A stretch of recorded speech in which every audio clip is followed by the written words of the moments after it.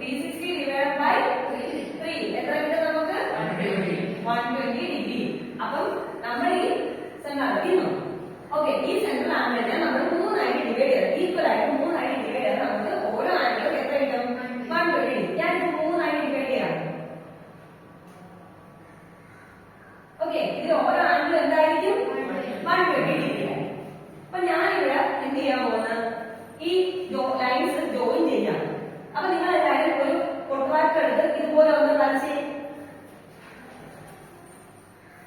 Okay, വരച്ചോ?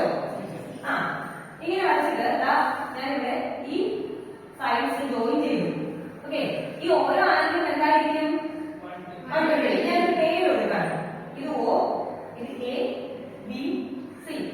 Okay, Sharan, ഇതിൽ angle OCA എന്തായിരിക്കും? OCA ഈ ആംഗിൾ എന്ത് വരും?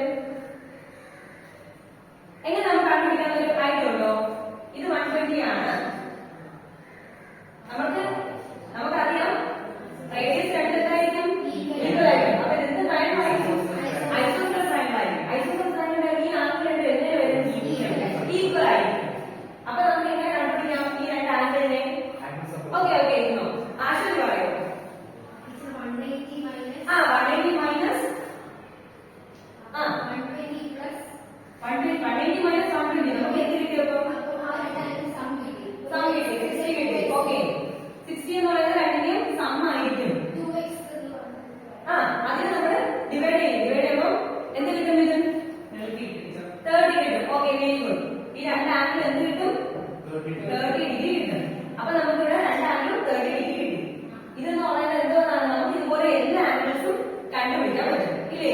സുമേ, കണ്ടുപിടിക്കാൻ പറ്റൂലേ? ഇവിടെ ആംഗിൾ എന്തായിരിക്കും? 30 ആയിരിക്കും. മനസ്സിലായോ എങ്ങനെയാണ് കിട്ടുന്നതെന്ന്?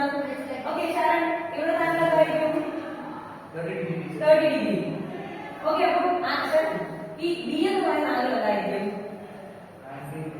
ഈ angle B, CBA 60 degree. Okay, angle B എന്ന് പറയുന്നത് 60 ഡിഗ്രി ആയിരിക്കും. അശ്വതി, ആംഗിൾ സി എന്തായിരിക്കും? 60 ഡിഗ്രി ആയിരിക്കും. മിഥുൻ, ആംഗിൾ എ എന്തായിരിക്കും? 60 ഡിഗ്രി ആയിരിക്കും. അപ്പൊ നമുക്ക് എല്ലാ ആംഗിൾസ് എന്ത് കിട്ടി? ഈക്വൽ ആയിട്ട് കിട്ടി. ഈക്വൽ ആയിട്ട് 60 ആയിട്ട് കിട്ടി. 60 ആയിട്ട് കിട്ടിയപ്പോ ഈ എന്തോന്നാണ്?